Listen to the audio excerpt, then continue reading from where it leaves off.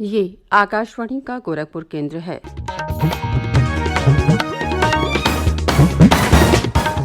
अब आप सुषमा श्रीवास्तव से सुनेंगे प्रादेशिक समाचार। पहले मुख्य समाचार। मुख्यमंत्री योगी आदित्यनाथ ने लखनऊ के कैंसर अस्पताल में बने 100 बेड के कोविड अस्पताल की शुरुआत की, व्यवस्थाओं का लिया जायजा। मुख्यमंत्री ने निर्देश दिया है कि राज्य में आंशिक कोरोना कर्फ्यू के दौरान जरूरतमंदों के लिए सामुदायिक भोजनालय किए जाएं शुरू।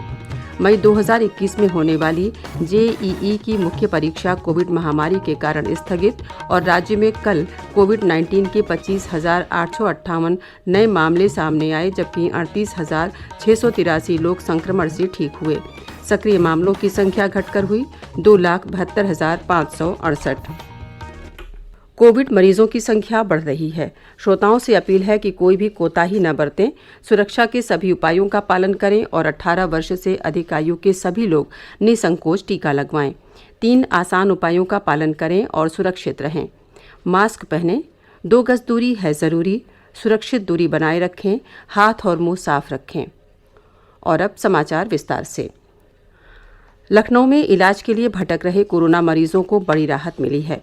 मुख्यमंत्री योगी आदित्यनाथ ने कैंसर अस्पताल में बने 100 बेड के कोविड अस्पताल की शुरुआत की।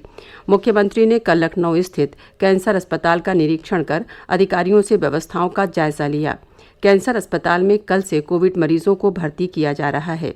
इस मौके पर उनके साथ चिकित्सा शिक्षा मंत्री सुरेश खन्ना, राज्य मंत्री संदीप सिंह, मुख्य सचिव R.K. तिवारी सहित कई वरिष्ठ अधिकारी मौजूद रहे। राज्य सरकार कोरोना संक्रमण की चेन तोड़ने के लिए एग्रेसिव नीति पर काम कर रही है। अपर मुख्य सचिव सूचना नवनीत सहगल ने बताया कि मुख्यमंत्री योगी आदित्यनाथ ने निर्देश दिए हैं कि आंशिक कोरोना कर्फ्यू के कारण कहीं भी किसी श्रमिक, ठेला रेहड़ी व्यवसायी, दैनिक मजदूर व अन्य जरूरतमंदों को भोजन की समस्या न हो। इसके लिए सामुदायिक भोजनालय शुरू किए जाएं। कृषि उत्पादन आयुक्त द्वारा इस संबंध में आवश्यक प्रयास करने को कहा गया है। श्री सहगल ने बताया कि लखनऊ में HAL द्वारा 250 बेड का हॉस्पिटल जल्द ही क्रियाशील हो जाएगा। स्वास्थ्य विभाग द्वारा यहां के लिए मानव संसाधन की व्यवस्था कराई जा रही है। इसी प्रकार लखनऊ और वाराणसी में DRDO के सहयोग से सभी सुविधाओं से युक्त नया कोविड अस्पताल भी तैयार किया गया है।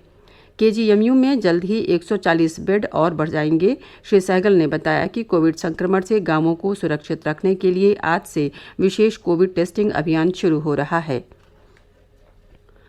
उन्होंने बताया कि मुख्यमंत्री योगी आदित्यनाथ ने निर्देश दिए हैं कि सभी जिलों में एक ऑक्सीजन रिफिलर को होम आइसोलेशन के मरीजों को आपूर्ति के लिए नामित किया जाए और उन्हें ज़रूरत के अनुसार ऑक्सीजन ज़रूर उपलब्ध कराई जाए।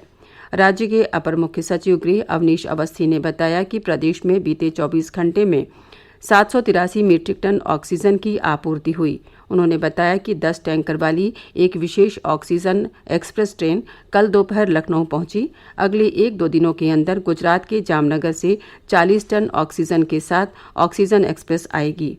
इनके अलावा पश्चिम बंगाल से भी टैंकर से ऑक्सीजन की आपूर्ति हो रही है। श्री अवस्थी ने बताया कि राजधानी लखनऊ में कोविड उपचार के लिए DRDO द्वारा बनाए गए कोविड अस्पताल के लिए प्रतिदिन 10 मीट्रिक टन ऑक्सीजन का आवंटन निर्धारित किया गया है। भारत सरकार द्वारा राज्य के लिए आवंटित ऑक्सीजन कोटा को देखते हुए उसके अधिकतम उठान के प्रयास निरंतर जारी हैं। मुख्यमंत्री योगी आदित्यनाथ ने खिलाड़ियों से आह्वान किया है कि वह अपनी अपील और संदेशों के माध्यम से कोरोना के विरुद्ध संघर्ष में समाज को जागरूक करने का काम करें। उन्होंने कहा कि ये समय अनावश्यक टिप्पणियां और भ्रम फैलाने वाली सूचनाओं के प्रसार का नहीं, बल्कि एकजुट रहने का है। मुख्यमंत्री वर्चुअल माध्यम से खिलाड़ियों के साथ संवाद कर रहे थे। उन्होंने कहा कि खिलाड़ी रोल मॉडल के रूप में प्रोत्साहन का कार्य कर सकते हैं। क्रिकेटर सुरेश रैना ने वर्चुअल संवाद में कहा कि वैश्विक महामारी कोरोना से बचाव के लिए प्रदेश सरकार सभी जरूरी कदम उठा रही है। बचाव, सतर्कता, सावधानी बहुत जरूरी है। हॉकी खिलाड़ी अशोक ध्यानचंद्र ने कहा कि कोविड से लड़ाई में संयमित जीवन शैली का बड़ा महत्व है। हम सभी को योग प्राणायाम को दिनचर्या में शामिल करना होगा। वहीं जिम्नास्ट आशीष कुमार ने कहा कि खेल और योग से जुड़ना समय की आवश्यकता है। प्रादेशिक समाचार आप आकाशवाणी गोरखपुर से सुन रहे हैं। सरकार ने मई 2021 में होने वाली जेईई की मुख्य परीक्षा कोविड-19 महामारी को देखते हुए स्थगित कर दी है। परीक्षा इस महीने के अंत में होने वाली थी। केंद्रीय शिक्षा मंत्री रमेश पोखरियाल निशंक ने एक ट्वीट में कहा कि कोविड की वर्तमान स्थिति और छात्रों की सुरक्षा को ध्यान में रखते हुए ये निर्णय लिया गया है। उन्होंने छात्रों से आग्रह किया कि वे आगे की जानकारी के लिए एनटीए की आधिकारिक वेबसाइट देखते रहें। केंद्रीय शिक्षा मंत्रालय ने सभी केंद्रीय सहायता प्राप्त संस्थाओं से बढ़ते कोरोना संक्रमण को देखते हुए मई में निर्धारित सभी ऑफलाइन परीक्षाएं स्थगित करने को कहा है। उच्च शिक्षा सचिव अमित खरे ने संस्थाओं के प्रमुखों को लिखे पत्र में ऑफलाइन परीक्षाएं स्थगित करने को कहा है। ऑनलाइन परीक्षाएं निर्धारित कार्यक्रम के अनुसार जारी रहेंगी। पत्र में ये भी कहा गया है कि जून के प्रथम सप्ताह में इस निर्णय की समीक्षा की जाएगी। सभी संस्थाओं से पात्र व्यक्तियों को टीकाकरण के लिए प्रोत्साहित करने और इस संबंध में हर संभव सहायता उपलब्ध कराने को कहा गया है। प्रदेश में कोरोना के मामलों में गिरावट जारी है, जबकि ठीक होने वाले लोगों की संख्या लगातार बढ़ रही है। राज्य में कोविड-19 के 25,858 नए मामले सामने आए, जबकि 38,683 लोग संक्रमण से ठीक हुए। सक्रिय मामलों की संख्या घटकर 2,72,568 हो गई है। प्रदेश में कोविड नमूनों की जांच का कार्य तेजी से चल रहा है। सोमवार को एक दिन में 2,08,558 नमूनों की जांच की गई। इनमें से 1,18,000 जांच आरटी-पीसीआर विधि से की गई, जिसमें 18,000 जांच निजी प्रयोगशालाओं में हुई। अब तक कुल 4,18,02,23 नमूनों की जांच की जा चुकी है।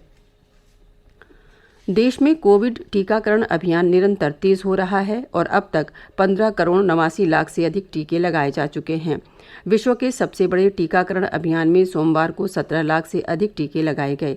केंद्रीय स्वास्थ्य मंत्रालय ने बताया है कि टीकाकरण अभियान के 108 दिनों में 13 करोड़ लोगों को पहला टीका लगाया गया। करीब 2,90,00,000 लोगों ने दोनों टीके लगवा लिए हैं। टीकाकरण अभियान के तीसरे चरण में 18 से 44 वर्ष के आयु वर्ग में 1 मई से टीका लगाने का काम शुरू हुआ। इस चरण में अब तक 4 लाख से अधिक टीके लगाए गए हैं। पिछले 24 घंटों के दौरान इस आयु वर्ग के 2,15,000 से अधिक लोगों को पहला टीका लगाया गया। इस आयु वर्ग के लोग टीके लगवाने के लिए कोविन ऐप और आरोग्य सेतु ऐप पर पंजीकरण करा सकते हैं। प्रदेश में कोविड टीकाकरण का अभियान जारी है। अब तक कुल 1,29,13,569 लोगों को कोविड का टीका लगाया जा चुका है। इनमें से 1,04,63,033 लोगों को टीके की पहली खुराक और 24,50,536 लोगों को टीके की दूसरी खुराक दी जा चुकी है। केंद्र सरकार ने राज्यों और केंद्र शासित प्रदेशों को अब तक 16,69,00,000 से अधिक कोविड वैक्सीन निःशुल्क उपलब्ध कराई है। इनमें से 15,94,00,000 से अधिक वैक्सीन का इस्तेमाल किया जा चुका है, जिनमें खराब हुई वैक्सीन भी शामिल है। उत्तर प्रदेश में सबसे अधिक 12,78,000 से ज़्यादा वैक्सीन उपलब्ध है। इसके बाद बिहार का स्थान है, जहां 7,57,000 वैक्सीन उपलब्ध है। और अब अंत में मुख्य समाचार एक बार फिर। मुख्यमंत्री योगी आदित्यनाथ ने लखनऊ के कैंसर अस्पताल में बने 100 बेड के कोविड अस्पताल की शुरुआत की, व्यवस्थाओं का लिया जायजा। मुख्यमंत्री ने निर्देश दिया है कि राज्य में आंशिक कोरोना कर्फ्यू के दौरान जरूरतमंदों के लिए सामुदायिक भोजनालय किए जाएं शुरू। मई 2021 में होने वाली जेईई की मुख्य परीक्षा कोविड महामारी के कारण स्थगित और राज्य में कल कोविड-19 के 25,858 नए मामले सामने आए, जबकि 38,683 लोग संक्रमण से ठीक हुए। सक्रिय मामलों की संख्या घटकर हुई 2,72,568। इसी के साथ प्रादेशिक समाचारों का ये बुलेटिन समाप्त हुआ। नमस्कार।